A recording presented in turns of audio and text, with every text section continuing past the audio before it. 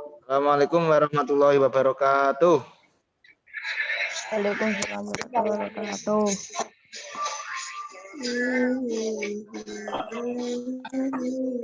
Tema 8 ya, kedua. Bisa disiapkan dulu, dipimpin Mas Alfian.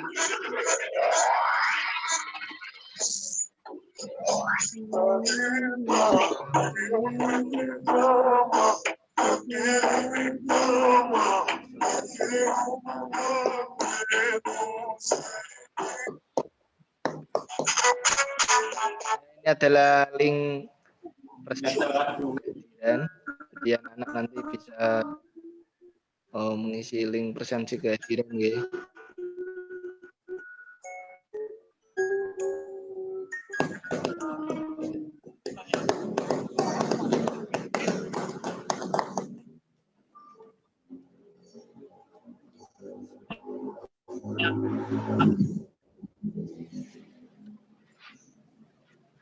Bentar agak sedikit klik ya ini.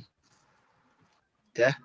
Ini adalah tujuan pembelajaran dengan membaca tari suling dewa, siswa dapat menganalisis atau tindakan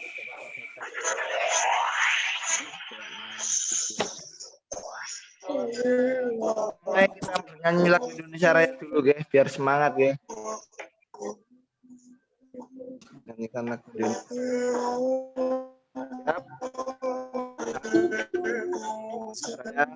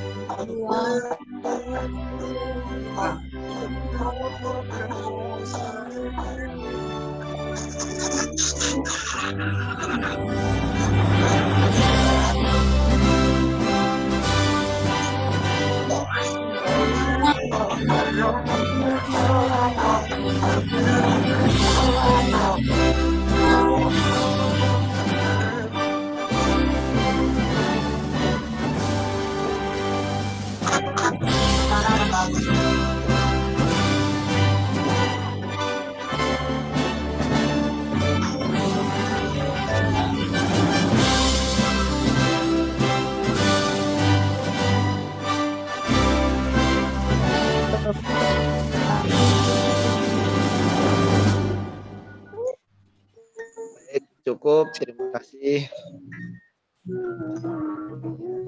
Tata tertib saat Zoom. Nah, ini semuanya harus mengikuti tata tertib.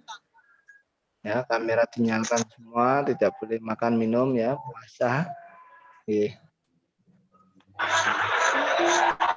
Mau bertanya, ingatkah kalian dengan materi apa yang telah dipelajari pada pertemuan sebelumnya kemarin? Masih Mas Atta ya? Di pertemuan kemarin kita membahas apa tentang air, guys. Iya, Pak. Nih, sekarang kita akan mempelajari peristiwa tindakan pada transisi, dampak siklus air dan dampak pada tari.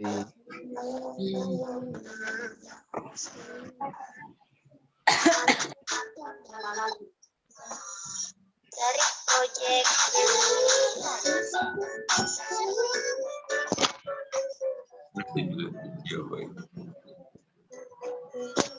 Berapa?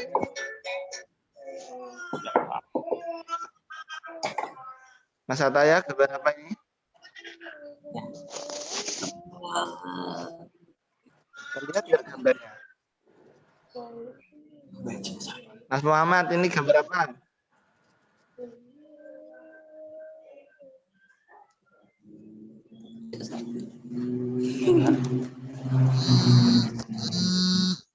Ngelek, Pak. Oh, nge-lag ya. Iya, Pak. Ya, ini ada gambar sapi ya, anak-anak. Sapi dan orang di tanah yang kering, ya. Yang pertama menunjukkan peristiwa apakah gambar di atas. Nah, ini peristiwa apa ini? Ya. Apakah daerahmu mengalami peristiwa seperti pada gambar itu? Pernah di Mayonglor mengalami? Pernah, ya. Apa yang dapat kita lakukan dalam menghadapi peristiwa seperti pada gambar? Yang kita lakukan apa kalau terjadi kekeringan? Menghemat menghemat air. Kita harus hemat. Oke. Kita saksikan video berikut supaya anak-anak menjadi lebih paham lagi tentang dampak materi.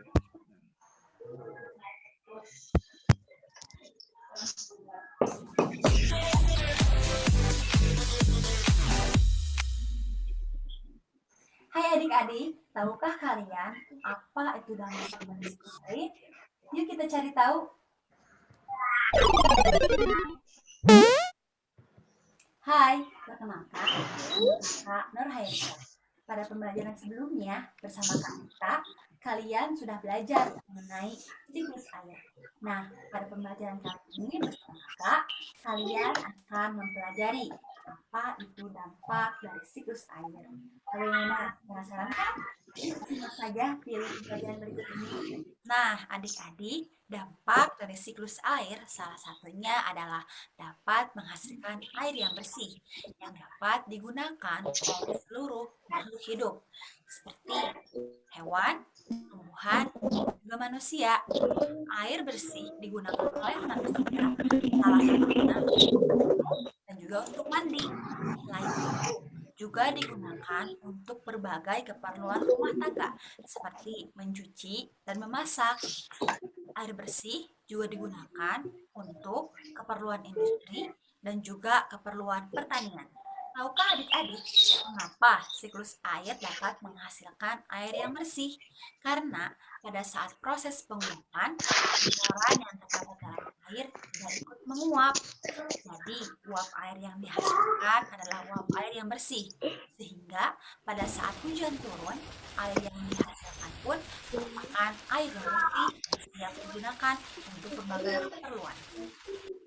Namun, tahukah adik-adik semua, pada musim kemarau, kita akan kekurangan sumber air bersih. Hal itu disebabkan oleh beberapa faktor, di antaranya sendiri seperti kegiatan penebangan pohon secara besar dan juga pengurangan daerah resapan air. Hal ini mengakibatkan pada musim kemarau, pada saat sungai dan danau mulai mengering dan tidak adanya cadangan air bersih dari air tanah akan menyebabkan bencana kekeringan. Nah, bencana kekeringan ini termasuk ke dalam dampak dari siklus air yang diakibatkan oleh perbuatan manusia itu sendiri. Maka dari itu, yuk kita sama-sama menjaga lingkungan untuk menjaga ketersediaan air bersih yang sangat penting dan bermanfaat bagi kehidupan manusia. Nah, adik-adik, sudah tahu kan apa itu dampak dari siklus air? Pada pembelajaran selanjutnya, kalian akan belajar bersama Kak Erica mengenai syarat air yang bersih. Jangan lupa adik-adik tetap belajar di rumah ya. Sampai jumpa.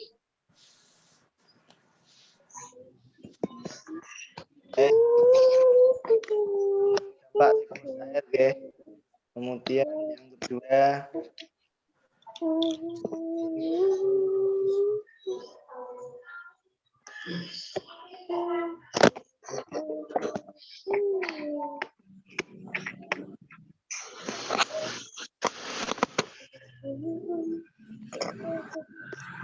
Tari Suling Dewa. Coba dibaca bersama-sama yuk. Tari Suling Dewa.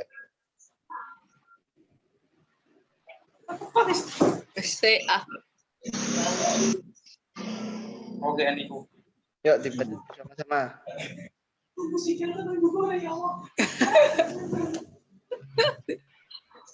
Yuk dibaca yuk. Tari Suling Dewa. Tari Suling Dewa, air merupakan sumber kehidupan ketika hujan tidak turun dalam waktu lama. Bencana kekeringan dapat melanda suatu daerah. Saat itu banyak kegiatan manusia terganggu karena kurangnya air bersih akibat kekeringan. Banyak cara dilakukan masyarakat untuk menghadapi bencana kekeringan, misalnya di Desa Bayan, Lambak Utara, Provinsi Nusa Tenggara Barat. Ketika misalnya di Desa Bayan, Lambak Utara, Provinsi Nusa Tenggara Barat, ketika musim kemarau tiba, para tokoh adat atau sesepuh adat Desa Bayam melakukan ritual lewat tarian, yaitu tari Suling Dewa. Tarian tersebut merupakan sarana permohonan kepada Tuhan Yang Maha Kuasa agar hujan segera turun.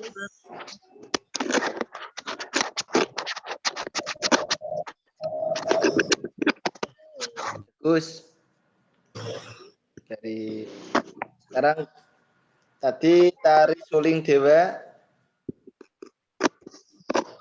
Ya. Kemudian ada beberapa pertanyaan dalam tabel. Dari mana asal Tari Suling Dewa? Dari mana tadi asal? Berasal dari mana? Yo, coba. Berasal dari mana? Lombok, ya. Lombok, Provinsi Nusa Tenggara Barat, NTB. Mana tuh?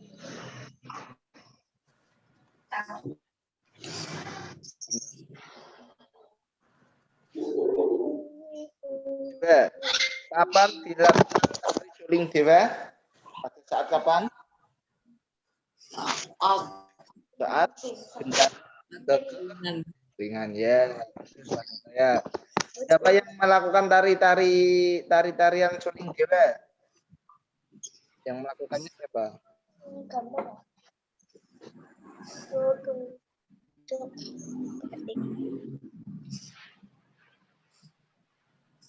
Yang melakukan tarian masyarakat, ya. Yang masyarakat sepuh adat, ya. Adat, ya. Sepuh adat. Apa tuh tari Suling Dewa? Supaya hujan segera turun. Baik. Mengapa air penting bagi manusia? Ahmad, Mas Alfian. Mengapa air penting bagi manusia?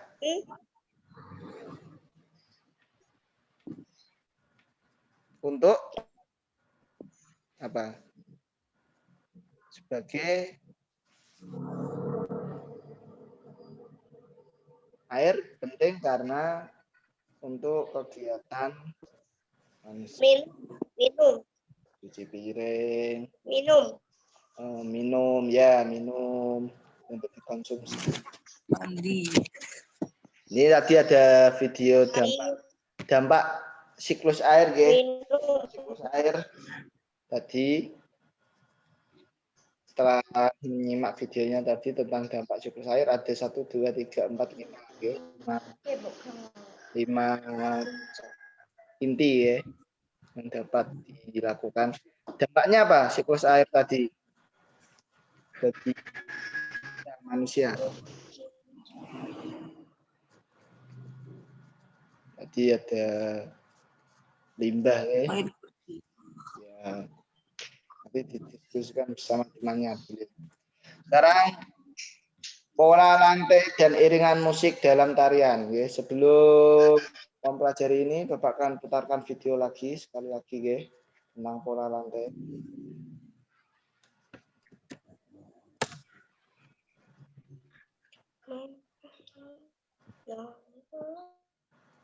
Dengan baik ya. Dan dianalisis apa yang Assalamualaikum warahmatullahi wabarakatuh.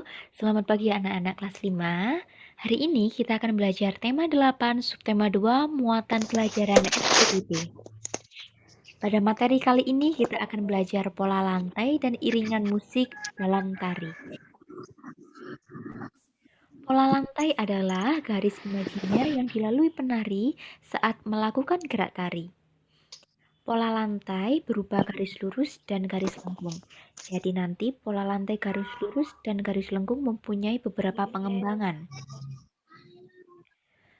Pengembangan pola garis lurus ada garis horizontal, itu nomor 1. Kemudian ada garis zigzag, ada persegi, ada segi 5, ada segitiga, dan vertikal.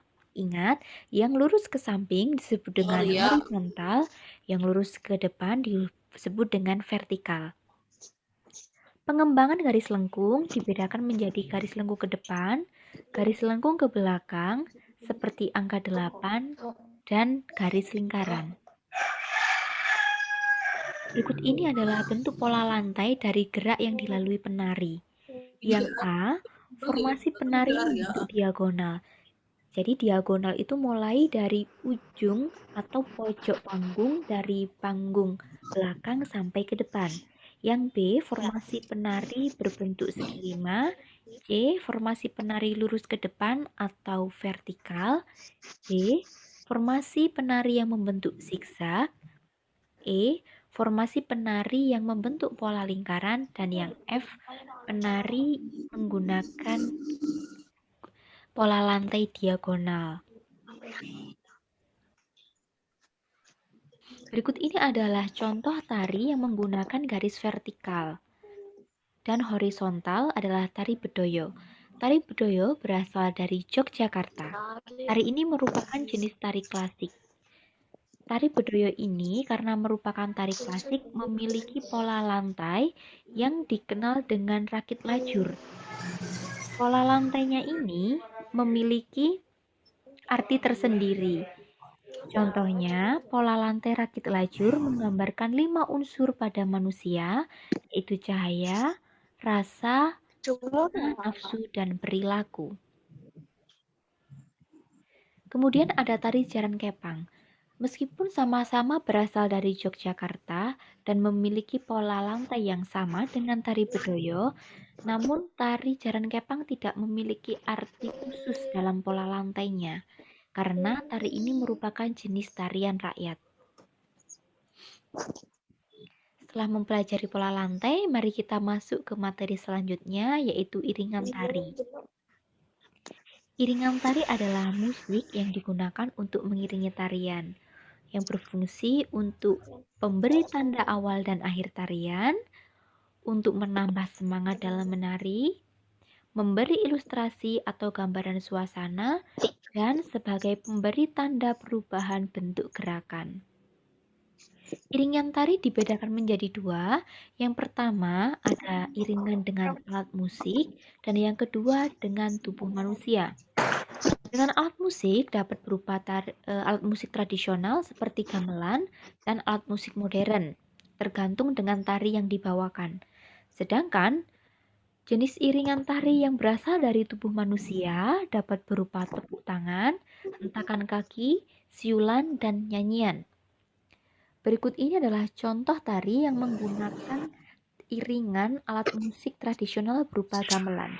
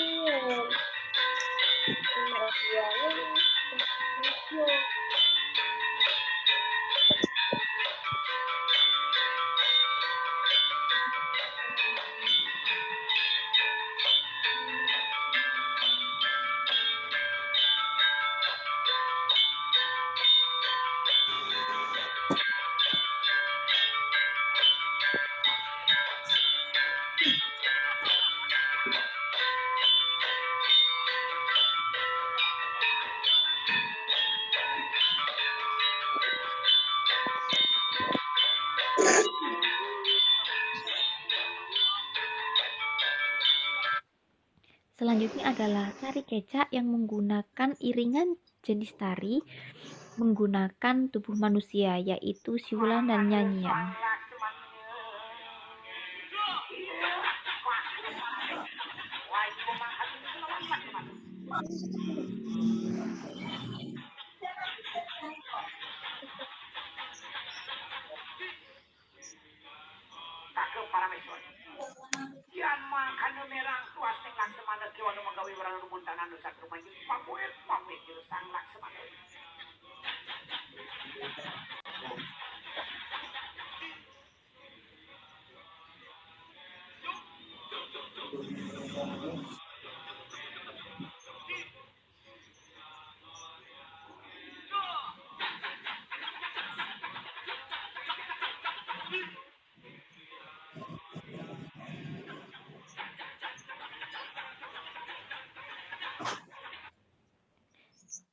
Nah, itu tadi adalah jenis iringan tari yang berasal dari alat musik dan ada yang berasal dari tubuh manusia.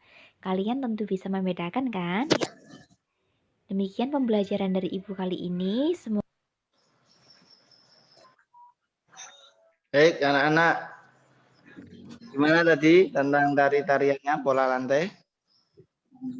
Bagus, Pak. Bagus, Ge. Itu dari Bali tadi tari kecak. Nah, ini ada musik ya, alat musik. Ya. Link di pembelajaran. Nanti anak bisa mengerjakan, Ge. Link evaluasinya di Google Form. Materi apa saja yang telah kalian pelajari hari ini? Tadi tentang apa saja?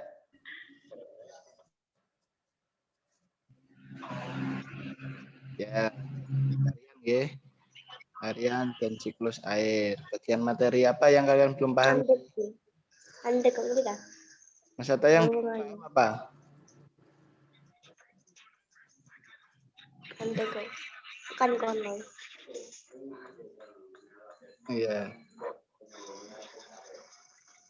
Belum paham tadi di siklus air, nggih. Apa yang ingin kalian pelajari lebih jauh dari materi yang telah dipelajari pada hari ini? Tentang tarian. Ya, tari-tarian. Baik. Terima kasih. Ada pertanyaan sebelumnya, anak-anak? Boleh, Pak. Pak. Tadi pola lantai di tarian tadi ada pola apa saja?